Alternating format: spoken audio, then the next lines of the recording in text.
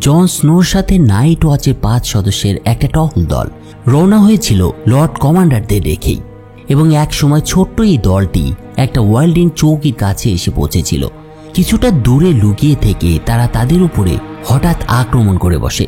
এই ছোট্ট চৌকিটিতে হাতে গোনা মাত্র কয়েকজন ওয়াইল্ডিংদের অবস্থান করছিল, তাই দ্রুতই পরাজিত হয় এরা। লড়াই শেষে দেখা যায় শেষ পর্যন্ত মাত্র একজন বেঁচে আছে। বিশেষ পোশাকে মোড়া সেই ব্যক্তিটি যখন তাদের আঘাত করার জন্য তার কোঠার তুলতে যাচ্ছে, তখন জন স্নো তাকে নিরস্ত করে। এরপর সে তার হুড খুলে দেখতে পায় এই ওয়াইল্ডিং আসলে কোনো পুরুষ নয়, সে ছিল একজন নারী। তবে গ্রেট ওয়ালের কালো পোশাক পরা রক্ষীদের কাছে একজন ওয়াইল্ডিং, সে পুরুষ হোক বা নারী, সে সবসময় ছিল তাদের একজন শত্রু, যাকে জীবিত রাখার কোনো প্রয়োজন মনে করত না দক্ষিণের এই নাইট ওয়াচরা। নাইট ওয়াচরা এর আগে এক ওয়াইল্ডিংকে জিজ্ঞাসাবাদ করার চেষ্টা করেছিল, কিন্তু সে সেদিন কথা বলার বদলে নিজের জিভটাই কেটে ফেলেছিল। Hey, hello and welcome to series stories. আপনারা দেখছেন বিখ্যাত TV series game of thrones এর এক্সপ্লেইন। আজ থাকছে এর 9ম পর্ব। কাহিনীর ধারাবাহিকতা এখন ডেনিরিসকে ছাড়িয়ে আমরা কিংস ল্যান্ডিং এ এসে পড়েছি, এবং এখন আমরা যে কাহিনীতে ঢুকেছি সেটা হচ্ছে নাইট ওয়াচ এবং ওয়াইল্ডিং এবং উত্তরের ভয়ঙ্কর একটা উপজাতির বিরোধ। কিন্তু এবার যখন জন স্নো তার নাম জিজ্ঞাসা করে, তখন এই নারী নিজেকে স্বাভাবিক রেখেই ইগ্রিট নামে নিজের পরিচয় দেয়। তবে তার মৃত সাথীদের দিকে তাকিয়ে উত্তর দিল তার চোখে মুখে ঘৃণার ছাপ স্পষ্ট ফুটে উঠেছিল। এ সময় ইগ্রিট বলে তাদের সব মৃতদেহ পুড়িয়ে ফেলা উচিত, না হলে তারা পুনরায় জীবন ফিরে পেতে পারে। কিন্তু তার কথা শুনে করিন ভাবে এটা ইগ্রিটের চাল। হতে পারে মেয়েটা হয়তো আগুন জ্বালিয়ে অন্য স্কাউট দলের নজর কাড়ার চেষ্টা করছে। এরপর করিন ইগ্রিটকে জিজ্ঞাসা করে সেই উপত্যকার পেছনে ঠিক কি আছে, যেগুলোকে তারা পাহারা দেওয়ার জন্য উঠে পড়ে লেগেছে। ইগ্রিট তার কথার উত্তরে বলে সেও বুঝতে পারছে না কেন তারা এত মানুষ একত্রিত হয়েছে টহলের জন্য। এটাও কি অবাক করার মতো বিষয় নয়? আসলে এই কথার মাধ্যমে সে মূলত পাল্টা একটা এড়িয়ে যাওয়ার উত্তর দিয়েছিল। এখন প্রশ্ন হচ্ছে কি এমন কারণ যা সমস্ত ওয়াইল্ডিংদের একত্রিত করেছে? তার অস্পষ্ট উত্তরের কারণে বিরক্ত করিন জনকে এবার আদেশ দেয় সে যেন ইগ্রিটকে হত্যা করে, যাতে সে অন্য ওয়াইল্ডিংদের কাছে ফিরে যেতে না পারে। এরপর বাকিরা চলে যাওয়ার পর ইগ্রিট জনকে অনুরোধ করে তাকে মুক্তি দিতে। সে তাকে যুক্তি দেখায় তাকে যদি মুক্তি দেওয়া হয় তবে জনকে তাদের নেতার কাছে সে নিয়ে যাবে, আর যারা কালো কাপড় পরে তারা তাদের ধরতেই পারবে না। জন এর আগে কখনো কাউকে হত্যা করেনি, তাই এবার সেটা করার জন্য নিজেকে প্রস্তুত করতেও তার সাহসে কুলোচ্ছিল না। তবুও অনেকটা দৃঢ় মনোভাব নিয়ে জন স্নো তার তলোয়ারটা চালায়, কিন্তু দেখা যায় সেটা ইগ্রিটের মাথায় আঘাত না করে পাশের একটা পাথরে আঘাত করেছে। আসলে এটা ইচ্ছে করেই করেছিল জন, তার আসলে সাহসে কুলোচ্ছিল না কোনো একটি নিরস্ত্র নারীকে এভাবে হত্যা করতে। কিন্তু তার এই অমনোযোগিতার সুযোগ নিয়ে ইগ্রিট পালাতে চেষ্টা করে, কিন্তু জন পিছনে ধাওয়া করে তাকে ধরে ফেলে এবং একটা ছুরি বের করে তার গলায় ধরে। কিন্তু ইগ্রিট বুঝতে পারছিল জন তাকে হত্যা করবে না, কারণ একটু আগেই সে যে ইচ্ছে করে পাথরে আঘাত করেছে সেটাও ইগ্রিট বুঝতে পেরেছিল। তো জন যে বিষয়টি নিয়ে দ্বিধান্বিত, তাই সে আর একটা বিষয় উল্লেখ করে এখানে। অনেকটা সতর্কতার ভঙ্গিতে ইগ্রিট বলতে থাকে সূর্য অস্ত যাচ্ছে এবং জনের সঙ্গীরাও ইতিমধ্যে অনেক দূরে চলে গিয়েছে, তাই সে যেন তাকে ছেড়ে দিয়ে তার সঙ্গীদের পিছু নেয়। কিন্তু মেয়েটার কথায় পাত্তা না দিয়ে জন স্নো তাকে বেঁধে ফেলে। তবে তারপরেও ইগ্রিট জনকে নানা ধরনের কথায় বিদ্ধ করেই চলছিল। সে বলে চলেছিল তোমার লজ্জা করে না একটা মেয়ের সাথে এমন করছো? তুমি আমাদের ভূমিতে আক্রমণ করতে এসেছো, তাই তোমার নিজের ভূমিতে এবার ফিরে যাওয়া উচিত। এই জমি তোমাদের নয়, এটা আমাদের, এখানে শুধু আমরা থাকতে পারি। তার কথা শেষ হলে জন বলে আমার বাবা ছিলেন নেড স্টার্ক, তাই আমি তোমার কাছ থেকে আমাকে কি করতে হবে সেটা শুনতে যাব না। জনের এই কথা শুনে ইগ্রিট বুঝতে পারে জন সেই প্রথম পুরুষদের একজন যে উত্তরের রাজার সংস্পর্শে বড় হয়েছে। এটা ভেবেই সে জনকে তার কথার মাধ্যমে প্রলুব্ধ করতে শুরু করে। ইগ্রিট তাকে বলে যদি সে মুক্ত মানুষদের সঙ্গে যোগ দেয় তবে সে স্বাধীনভাবে জীবন কাটাতে পারবে। তাছাড়া সে সুন্দর হওয়ায় মেয়েরা তাকে নিজের করে পেতেও চাইবে, তাই ওয়াইল্ডিংদের ঘাঁটিতে সে যদি পৌঁছায় তার জীবনটা হবে অনেক সুন্দর। এ কথার পরেও ইগ্রিড তাকে তার সঙ্গে শোয়ার প্রস্তাব দেয় এবং ধীরে ধীরে জনকে প্রলুব্ধ করার চেষ্টা চালিয়ে যেতে থাকে। একই সাথে সে কথার চাল চালতেই থাকে। ইগ্রিড আরও বলে, তুমি যখন সুযোগ পেয়েছিলে তখনই আমাকে তুমি মেরে ফেলতে পারতে, কিন্তু মারোনি, তার মানে তুমি আমাকে পছন্দ করো। তো ওরা দুজন যখন কথা বলতে বলতে সামনের দিকে এগিয়ে যাচ্ছিল, কিন্তু কোথায় যাচ্ছিল সেটা জন বুঝতে না পারলেও ইগ্রিড কিন্তু ঠিকই জানতো। তাই হঠাৎ ইগ্রিড একসময় তার হাত থেকে ছুটে যায় এবং একটু পরেই দেখা যায় কয়েকজন ওয়েরলিং তার চারপাশ থেকে ঘিরে ফেলেছে। এদের মধ্যে একজন ছিলেন ওয়েরলিংদের সেকেন্ড ইন কমান্ড টার্মোর জায়ান্টসম্যান। ফ্রি ফোর্কদের তৃতীয় কমান্ডার তার সামনে তরুণ নাইট ওয়াচ সদস্য জনকে দেখে বেশ খানিকটা এবার অবাক হয়ে যায়। তবে একটু পরেই বিষয়টা সামলে নিয়ে সে জানায় তারা ক্যাপ্টেন কোরিনকে বন্দী করেছে। ক্যাপ্টেন জানতো ওয়াইল্ডিংরা দেয়ালে হামলার পরিকল্পনা করছে। এরপর তিনি জনকে আরও বলেন সে চায় জন যেন আর বাড়াবাড়ি না করে এবং ওয়াইল্ডিংদের বিশ্বাস অর্জন করার চেষ্টা করে, তাহলেই সে এখানে টিকে থাকতে পারবে। এরপর ওয়াইল্ডিংদের দলটি ক্যাপ্টেন কোরিন এবং জন স্নোকে নিয়ে তাদের প্রধান ঘাঁটির উদ্দেশ্যে রওনা হয়। পথে কোরিন জনকে বলে জন যেন এখানে গুপ্তচরের মতো কাজ করে, এদের থেকে পাওয়া তথ্য নাইট ওয়াচের জন্য মূল্যবান হবে এবং পরবর্তীতে একটা সমন্বিত আক্রমণের ক্ষেত্র তৈরি করতে পারবে তার তথ্যগুলো। কোরিনের কথায় জন খুব একটা বিশ্বাস করে না, কারণ তার বিশ্বাস হতোই না ওয়াইল্ডিংরা তাকে কখনো বিশ্বাস করবে। কিন্তু শেষ পর্যন্ত ক্যাপ্টেন কোরিন নিজেই এবার একটা উপায় বের করেন। ওয়াইল্ডিংদের বিশ্বাস অর্জনের জন্য ক্যাপ্টেন কোরিন নিজেকে বলিদান দেওয়ার সিদ্ধান্ত নেন। জনকে আঘাত করে পালিয়ে যাওয়ার চেষ্টা করে সে, কিন্তু তার এই দুঃসাহসিকতার জন্য ওয়াইল্ডিংদের রোষের শিকার হয় ক্যাপ্টেন কোরিন। তবে এ সময় সে জনকে আবার আক্রমণ করে বসে, আর জনও এবার নিজের জীবন বাঁচাতে কোরিনের সঙ্গে যুদ্ধ শুরু করে এবং এক পর্যায়ে কোরিনকে হত্যা করে জন স্নো। তবে এটা মূলত কোরিনের ইচ্ছেতেই হয়েছিল। সে চেয়েছিল তার মৃত্যুর মাধ্যমে জন স্নো যেন ওয়াইল্ডিংদের কাছে আস্থা অর্জন করতে পারে। কোরিনের মৃত্যুর পর মন খারাপ নিয়েই একসময় জন অন্য ওয়াইল্ডিংদের সাথে তাদের প্রধান ক্যাম্পের দিকে এগিয়ে যায়। অন্যদিকে জনরা রওনা হওয়ার পর 2 দিন অতিবাহিত হয়ে গিয়েছিল, কিন্তু এত সময় পার হয়ে গেলেও তাদের দেখা পাওয়া যাচ্ছিল না কোনোভাবেই। তাই স্যামের দলের অনেকটাই দুশ্চিন্তা হচ্ছিল। এরকমই এক সময় গ্রেন ক্যাম্প তৈরি করার সময় নাইট ওয়াচদের আগে ফেলে যাওয়া একটা ড্রাগন গ্লাসের থলে খুঁজে পায়। এটা যখন স্যাম দেখতে পায় তখন তার মনে পড়ে সিটাডেলের একটা বইয়ে ড্রাগন গ্লাস সম্পর্কে সে পড়েছিল আগে। সেখান থেকে সে জানতে পেরেছিল এই ড্রাগন গ্লাস দিয়ে হোয়াইট ওয়াকারদের হত্যা করা সম্ভব। এর কিছুক্ষণ পর প্রায় সন্ধ্যা ঘনিয়ে আসে। নাইট ওয়াচের বাকি সদস্যরা ক্যাম্পে আগুন জ্বালানোর জন্য প্রস্তুতি নিতে শুরু করে এবং তারপর বাকি পেট্রোল দলের অপেক্ষা করতে শুরু করে দলটা। কিন্তু ঠিক সেই সময় চারিদিকে ঘন কুয়াশায় ছেয়ে যায় এবং স্যাম দেখতে পায় কিছু অবয়ব অলস ভঙ্গিতে তাদের দিকে এগিয়ে আসছে। এরা ছিল সংখ্যায় প্রচুর। তাদের দেখে মনে হচ্ছিল কোনো গন্তব্য নেই এদের, শুধু পথ চলাই তাদের কাজ। এ সময় ঘোড়ায় চড়া এক নেতাকে তার দিকে এগিয়ে আসতে দেখে স্যাম, আর তাকে দেখে বোঝা যায় হোয়াইট ওয়াকারদের কোন এক কমান্ডার হবে সে। এবার স্যামকে দেখতে পায়, কিন্তু অদ্ভুত ব্যাপার হলো সেই হোয়াইট ওয়াকার লিডার স্যামকে কিছু বলে না। তারপর স্যাম ভয়ে আতঙ্কে একেবারে কুঁকড়ে গিয়েছিল। এর কারণটা একটু পরেই পরিষ্কার হয়ে যায় তাদের কাছে। তবে লোকটাকে দেখে স্যামের অন্য 2 সঙ্গী তাদের দিকে এগিয়ে যায়। এর একটু পরেই ঘন কুয়াশার মধ্যে আর একটা বিশাল বাহিনীকে দেখা যায়। এরাও ধীরে ধীরে এগিয়ে আসছিল তার দিকে, আর এরাই ছিল হোয়াইট ওয়াকার, যাদেরকে দক্ষিণের লোকেরা কিংবদন্তি হিসেবে এতদিন মনে করত। এদের নেতাকে দেখে কোনো প্রতিরোধী দেখায় না, তবে তারা তাকে আক্রমণ করে না, বরং স্যামকে ছেড়েই দেয়া হয়। আর এটিই ছিল প্রথমবার যখন একজন নাইট ওয়াচ সদস্যকে এভাবে জীবিত ছেড়ে দেওয়া হলো। তবে এই ছেড়ে দেওয়ার বিষয়টা কিন্তু শুধু ছিল না। হোয়াইট ওয়াকাররা ইচ্ছাকৃতভাবে কিছু মানুষকে বাঁচিয়ে রাখে, যাতে তারা তাদের আগমনী বার্তা পৌঁছে দিতে পারে মানব সমাজে এবং মানব জাতিকে ভয় দেখিয়ে তাদের নিজেদের শক্তির কথা জানাতে পারে। হোয়াইট ওয়াকাররা চাইতো সবাইকে একত্র করে একেবারে নিশ্চিহ্ন করতে, যাতে 7 কিংডমস আর ছড়িয়ে ছিটিয়ে না থেকে একত্রিত হয়। এটা হোয়াইট ওয়াকারদের অহংকারী প্রতিজ্ঞাটাকেই মূলত প্রকাশ করত। এই জীবিত মৃতদের ইচ্ছে ছিল গ্রেট ওয়াল পার হয়ে মানবজাতির উপর আধিপত্য বিস্তার করা, এবং তারা সেই লক্ষ্যেই ওয়ালের দিকে এগিয়ে যাচ্ছিল। তবে এর মধ্যেও এক হোয়াইট ওয়াকার স্যামের উপরে হঠাৎ আক্রমণ করে বসে। কিন্তু জনের প্রিয় কুকুর ঘোস্ট, যেটা জন রেখে গিয়েছিল তাদের কাছে, সে তার উপরে ঝাঁপিয়ে পড়ে এবং স্যামুয়েল টার্লিকে বাঁচিয়ে নেয়। অপ্রত্যাশিতভাবে হোয়াইট ওয়াকারদের হাত থেকে রক্ষা পেয়ে এরপর স্যামুয়েল টার্লি লর্ড কমান্ডারের কাছে ফিরে আসেন।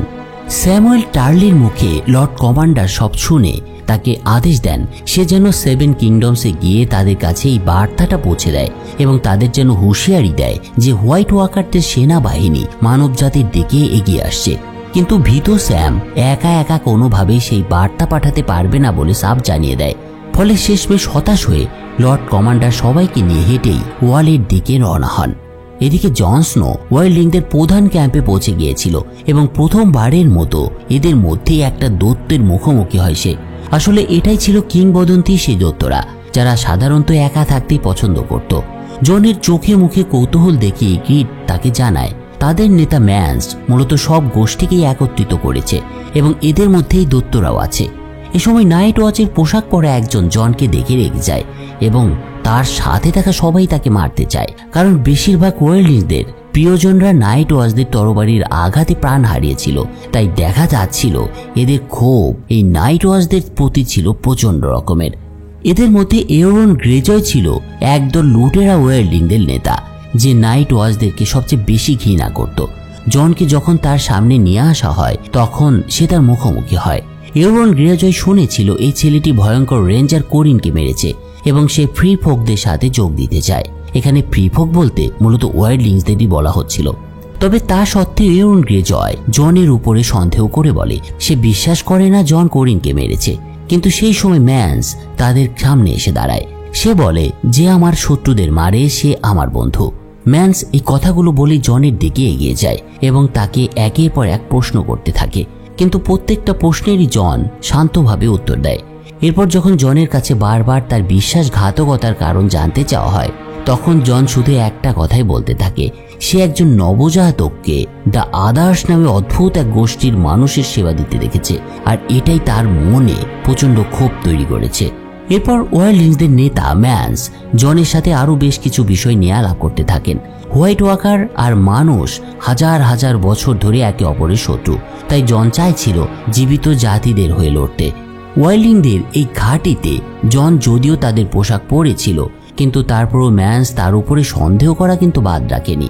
ম্যান্স নিজে ওয়াইল্ডলিংদের সন্তান হলেও ছোটবেলায় নাইট ওয়াচের এক সদস্য তাকে দত্তক নেয়, আর তারপর থেকেই তার ওয়ালে বসবাস করা শুরু হয়। কিন্তু বড় হওয়ার সাথে সাথে নাইট ওয়াচে সে বর্ণ বৈষম্যের শিকার হতে থাকে এবং অবশেষে ওয়াল ছেড়ে সে ফ্রি ফোকদের মাঝে ফিরে আসে। বহু বছরের চেষ্টায় ম্যান্স এই উত্তরের 90টি গোষ্ঠীকে একত্রিত করতে সক্ষম হয়েছিল। এর মধ্যে এমনকি রাক্ষস আর নরখাদকদের রাজি করাতে সক্ষম হয়েছিল এই উপজাতীয় নেতা ম্যান্স। তাদের সবার লক্ষ্য ছিল একটাই, ওয়াল পেরিয়ে দক্ষিণে যাওয়া, না হলে তারা সবাই উত্তরেই নিশ্চিহ্ন হয়ে যাবে, কারণ ইতিমধ্যেই এই ধ্বংসের ভবিষ্যৎবাণী করে দিয়েছে। এই আদার্সরা ছিল অদ্ভুত এক শক্তির অধিকারী, যারা পশুর চোখ দিয়ে দেখতে পারত। তাদের গোষ্ঠীর মধ্যে কিছু সদস্যদের এমন বিশেষ ক্ষমতাও ছিল, এরা একটা বাজ পাখির চোখ দিয়ে দেখতে পারত।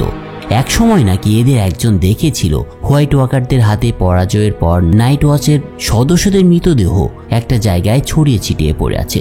যা হোক, জনকে রিসিভ করার বেশ কিছুক্ষণ পর king beyond the wall men's তার কয়েকজন সঙ্গীকে নিয়ে নাইট ওয়াচের পুরনো একটা ক্যাম্পে এসে পৌঁছায়। সেখানে তারা শুধুমাত্র মৃতদেহ দিয়ে তৈরি এক ধরনের টোটমি ঘূর্ণিবর্ত দেখতে পায়, যেটা মানব সভ্যতার ধ্বংসের প্রতীক হিসেবে দাঁড়িয়ে আছে এখানে বহু বছর ধরে। কিন্তু ভালোভাবে খতিয়ে দেখার পর লক্ষ্য করা যায় সেখানে শুধুমাত্র ঘোড়ার মৃতদেহ ছিল, কোনো মানব দেহ ছিল না। জনের সঙ্গে থাকা সদস্যদের সংখ্যা যাচাই করে ম্যান্স ধারণা করে হয়তো ওয়াচারদের কেউ হোয়াইট ওয়াকারের খোরাক হয়েছে কিংবা কেউ পালিয়ে গিয়েছে। আসলে এখানে একটা ব্যাপার একটু ক্লিয়ার হওয়া দরকার। এখানে যে ঘোড়ার সংখ্যা এবং মানুষের হতাহতের সংখ্যার কথা বলা হয়েছে, এটা মূলত লর্ড কমান্ডারের নেতৃত্বাধীন দলের সঙ্গে হোয়াইট ওয়াকারদের বিরুদ্ধে লড়েছিল, কিন্তু শেষ পর্যন্ত পেরে উঠতে না পেরে তারা পালিয়ে যায়। আর অন্যদিকে পালিয়ে যাওয়ার পর অবশিষ্ট সঙ্গীদের নিয়ে লর্ড কমান্ডার ফিরে আসেন সেখানে যেখান থেকে তারা যাত্রা শুরু করেছিল, মানে ক্র্যাস্টারের ক্যাম্পে।